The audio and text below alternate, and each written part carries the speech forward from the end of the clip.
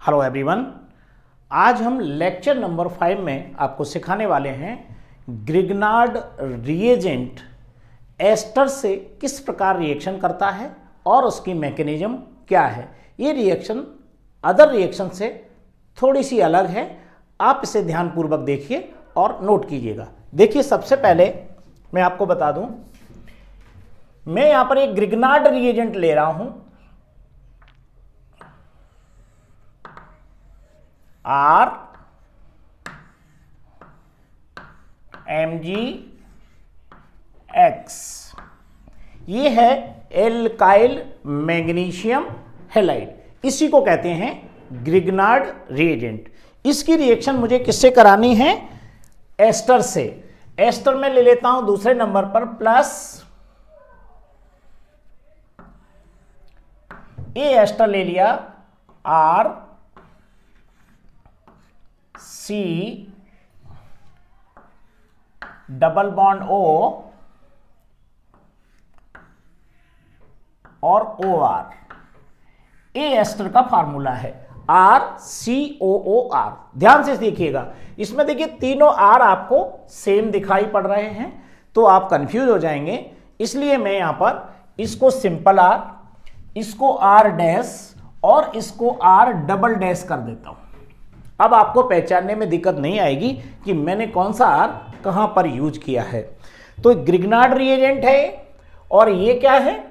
एक एस्टर है, इसे IUPAC नेम होता है एल्काइल एल्केनोएट, राइट। तो मैं यहां पर इसकी इससे रिएक्शन कराना है।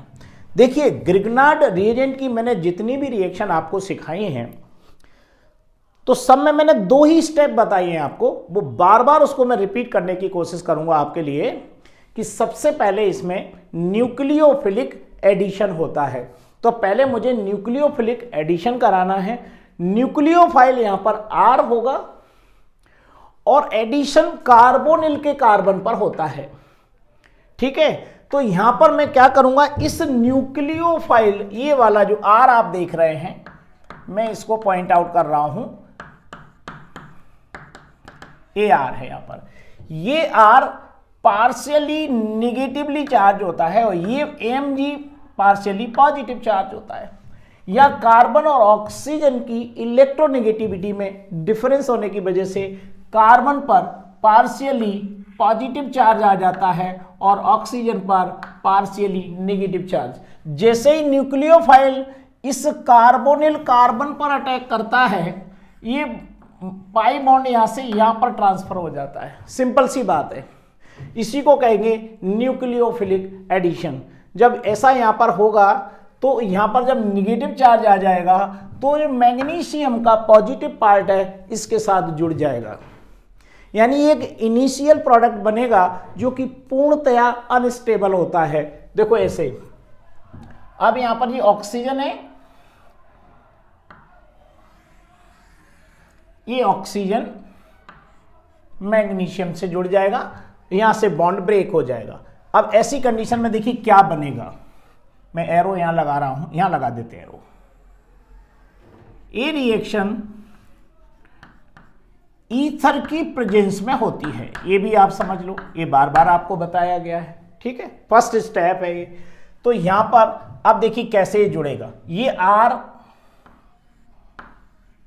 डैश है, ए सिंगल बॉन्ड C है, ये सिंगल बॉन्ड O है, O से कौन अटैच हो जाएगा? MgX, okay. अब इस C पर कौन जुड़ गया? A वाला R। ये वाले R पर मैंने कोई डैश नहीं लगाया है, बचा हुआ ये वाला पार्ट जैसा का जैसा ऐड कर देते हैं, O सिंगल बॉन्ड R और यहां पर डबल डैश लगाया। ये हमारा रियल में एक इनिशियल प्रोडक्ट है और ये अनस्टेबल होता है, ब्रेक हो जाता है। तो देखिए इसको मैं लिख रहा हूं इनिशियल प्रोडक्ट, इनिशियल प्रोडक्ट, और ये कैसा है? अनस्टेबल। अनस्टेबल का मतलब है, देखिए यहां पर ये बॉन्ड यहां से ब्रेक हो जाएगा, मैग्नीशियम और ऑक्सीजन की इलेक्ट्रोनेगेटिविटी में डिफरेंस है। यहां पर ये देखिए पहले से ही लोन पेयर है,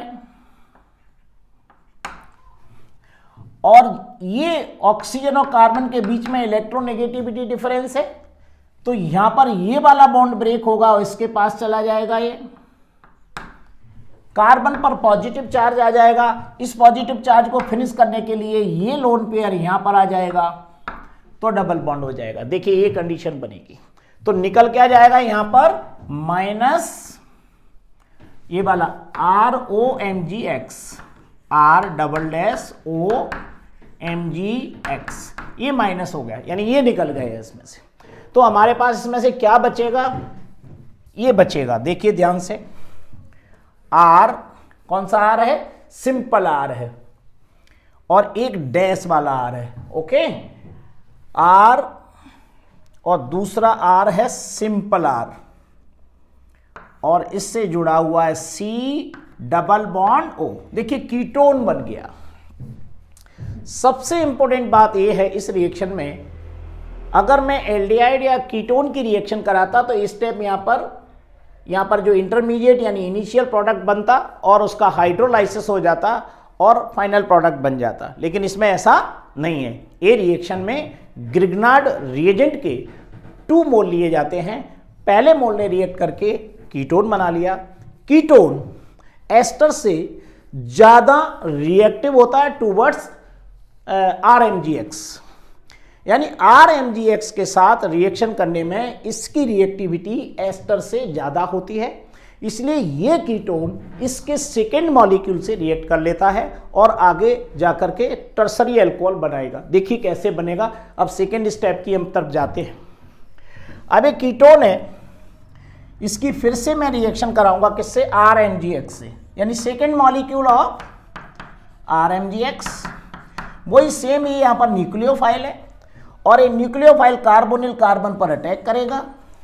ये ऑक्सीजन मॉलिक्यूल है, ये ऑक्सीजन मैग्नीशियम मानी पार्शियली पॉजिटिव के साथ जुड़ जाएगा और देखिए ये प्रोडक्ट बन जाएगा। ये रिएक्शन भी किसकी प्रेजेंस में हो रही है, ईथर की प्रेजेंस में हो रही, तो क्या बन जाएगा, R, देखिए ध्यान से, R डैश, दूसरा R, तीसरा एक और R, राइट। और ये किससे जुड़े हुए हैं, ये वाला R और ये तीनों ही R इस C से जुड़े हुए हैं, इस वाले C से, और O से कौन जुड़ा हुआ है, MgX।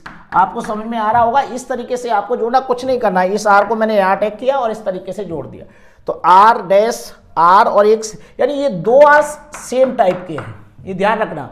वहाँ पर R में मिथाइल ग्रुप हो सकते हैं, मिथाइल और इथाइल ग्रुप हो सकते हैं, जैसा ग्रुप हो वैसा ही आपको जोड़ना है। ये नहीं कि आपने R कौन सा भी जोड़ दी थी कि इसमें R डैश अलग है और 2 R जो हैं, एक ये वाला R है और दूसरा ये वाला R है। आपको बात समझ में आ रही, ये यहां पर फिर से एक इंटरमीडिएट कंपाउंड बन गया, राइट। अब ये इंटरमीडिएट जो कंपाउंड है, इसको मैं लिख देता हूं इंटरमीडिएट कंपाउंड, राइट। अब इसका हाइड्रोलाइसिस करेंगे हम। हाइड्रोलाइसिस करने के लिए मैंने बताया था आपको H3O पॉजिटिव और X नेगेटिव ले सकते हैं, NH4Cl प्लस H2O ले सकते हैं, या केवल H3O पॉजिटिव लिखा हो सकता है, या एसिडिक हाइड्रोलाइसिस इसे बोलते हैं।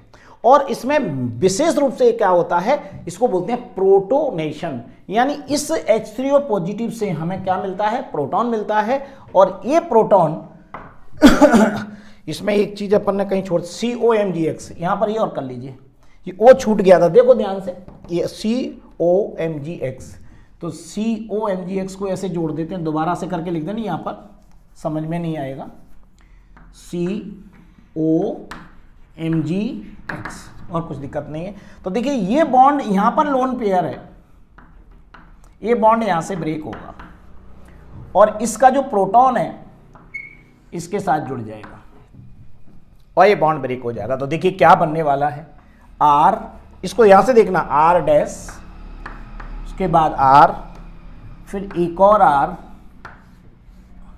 और ये यहां पर कौन है, O और सिंगल बॉन्ड H। ये प्रोटॉन इससे जुड़ गया, क्या निकल गया, Mgx और एक X ये है और वाटर मॉलिक्यूल इसमें से निकल जाएगा।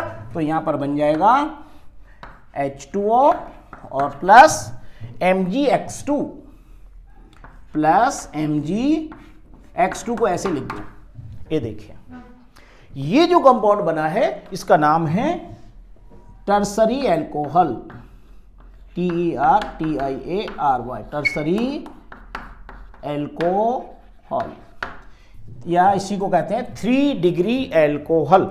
ये हमारी 2 स्टेप हुई। फर्स्ट स्टेप में ये इनिशियल प्रोडक्ट बना जो कि अनस्टेबल था, और फाइनल में कीटोन बना। ये वाला कीटोन है RRCO, ये क्या है? कीटोन। और कीटोन फिर से ग्रिग्नार्ड रिएजेंट से रिएक्शन कर लेता है, क्योंकि ग्रिग्नार्ड रिएजेंट से रिएक्शन करने का मकसद ये है कि कीटोन एस्टर से ज़्यादा रिएक्टिव है, और ये फिर से हम सेकेंड मॉलिक्यूल से इसकी रिएक्शन कराते हैं, और यहाँ पर एक हमारा इंटरमीडिएट कंपाउंड बना, और ये फिर से हाइड्रोलाइसिस करेगा। हाइड्रोलाइसिस को आप याद रखिए, और इसे प्रोटोनेशन भी आप कह सकते हैं। इस रिएक्शन को प्रोटोनेशन, इसे याद रख लीजिए, इसको प्रोटोनेशन। ये प्रोटोनेशन की रिएक्शन ही हाइड्रोलाइसिस कहलाती है। ये वर्ड है, कुछ याद रखना है आपको। प्रोटोनेशन की रिएक्शन ही क्या है? हाइड्रोलाइसिस। यहां पर ये जो रिएक्शन हमने ईथर की प्रेजेंस में की थी, इसको बोलते हैं न्यूक्लियोफिलिक एडिशन। कैसा है ये? न्यूक्लियोफिलिक एडिशन, ऐसे आप इसको याद कर सकते हैं। न्यूक्लियोफिलिक एडिशन में ये जो इसमें से माइनस निकला हुआ था, ये स्पॉन्टेनियसली निकलता है,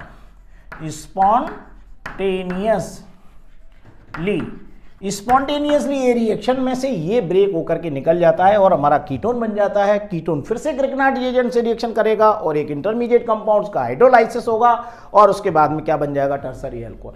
अंतर क्या है फिर और रिएक्शन में? इसमें 2 मॉलिक्यूल ग्रिग्नार्ड रिएजेंट के पार्टिसिपेट कर रहे हैं, इसलिए ये रिएक्शन का दूसरी रिएक्शन से बहुत ज़्यादा इंपॉर्टेंस है। आप इसे तैयार करिएगा।